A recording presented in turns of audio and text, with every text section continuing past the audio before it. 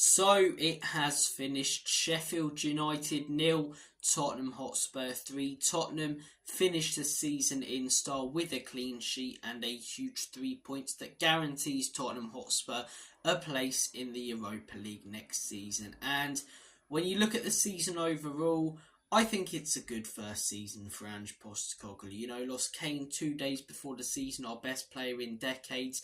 Had a horrendous season last season, sacked Conte, then brought in his assistant, then sacked his assistant for his assistant. We were an absolute joke of a football club, and having to deal with all that, Ange Postecoglou come in, get his new style of play across, which has been completely different to the previous managers. I think he's done fairly well. I think the first half of the season was far better than the second half, obviously, but fifth at the end of the day is decent. And we could have got Champions League and could have been celebrating that today if we got something out of that Man City game. But at the end of the day, I don't think we're really ready for Champions League. I don't. I think if we got into the Champions League, the furthest we'd make it is the round of 16. If we're very, very lucky, the quarterfinals. And yes, I do get that, for match-going fans, it's outstanding and the atmospheres and the Champions League music. And you make special memories. But recently our memories in the Champions League have been bad memories. Bad memories that have stuck with us. The 4-0 on aggregate against Leipzig a couple of years ago. The 7-2 against Bayern Munich last season against AC Milan. So the Europa League, it could be a blessing in disguise. It's a chance to play our youngsters. And it's a competition that, whilst I don't think we will win it, because we don't seem to win anything at this football club, we've at least got more of a chance. We can hope and believe that we may more. And look, big summer window ahead. Big summer window ahead of, decent first season for Ange Postecoglou. Some really good signings, but there's a lot of holes in that squad. We need an out-and-out number 9 to come in my opinion, and we need a proper defensive midfielder, an anchor man, a beast, someone like Victor Wanyama, N'Golo Kante, Rodri. All the top teams over the last 10 to 15 years in the Premier League have had a quality central defensive midfielder, or even just a centre mid who controls the game. And I think we really do need that to progress onto that next level under Ange Postecoglou. But look, talking about the game, I don't think it was our best performance, in all honesty. I thought we played better against Manchester City. They're not a great side, Sheffield United. Let's not beat around the bush. I think, the care home that my nan stays in, a team of all the people in there could beat that Sheffield team. They've conceded 100 goals this season, which is just absolutely horrific. But first half, they had a couple of shots, but we dominated. We had more chances, hit the post.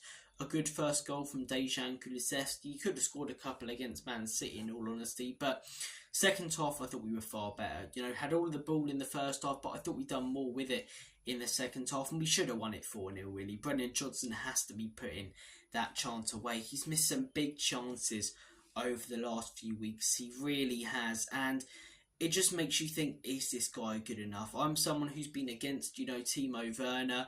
There's been a big debate about that in the fan base. Should we keep him or let him go? I've been saying let him go. And the other debate has been Johnson.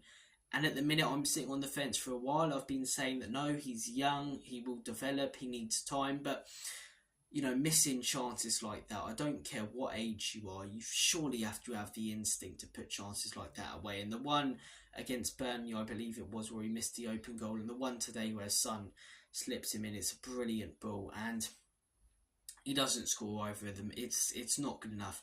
How can you expect to contend with the big teams in the league and in Europe in future seasons when you've got a player starting for you, an attacking player whose biggest weakness is finishing good opportunities, It makes you think.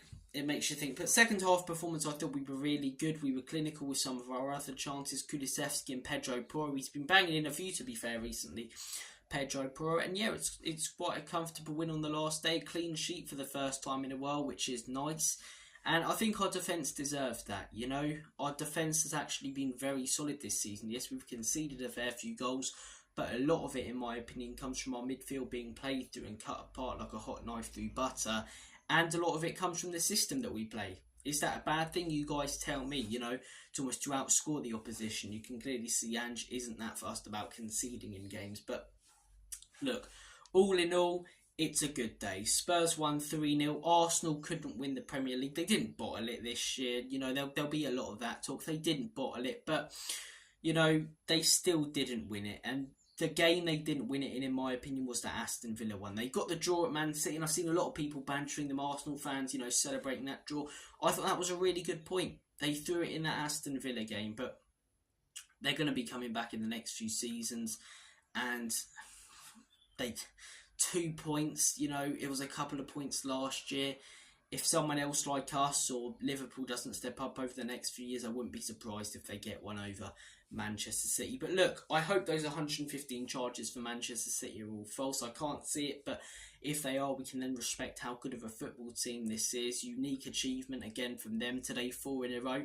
There are also some other mad results. Crystal Palace beating Aston Villa 5-0, I believe.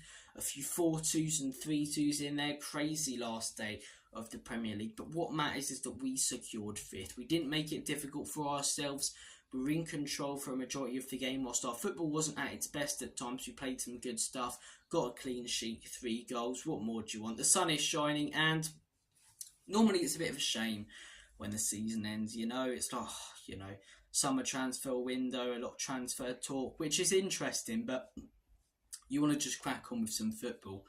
We've got a summer tournament this year. Summer tournament starts in 2 weeks, and then right after the summer tournament, the Olympics as well, and then obviously all kinds of other sports, boxing and UFC and stuff. The boxing last night was incredible. So, look, a great summer of sport coming up. I know this hasn't been your normal match reaction where we go through, the performance properly, but in all honesty, I was watching the Spurs game, but I had it on one screen. I had the City game on another, Soccer Saturday on another, and then the Chelsea game on another. So I was flicking between all 4 of them in terms of which screen my eyes were looking at. But as I say, I saw a majority of the game, and I thought we played fairly well. Man of the match, I'm going to have to give it to Dejan Kulusevski.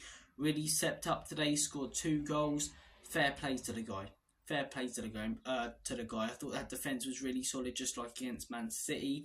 Next season now, we know 100% that if Udogie is unable to play, or if we bring in someone else and they're unable to play, that Mickey van der Ven can play as an inverted left back. He was excellent again today. He really was. Heung-min Son, it's a real shame about Sonny. I really hope he can turn it back on next season, not just with the goals, but with the performances. But as I say, finished 5th, Europa League. Now focus on the summer transfer window and next season.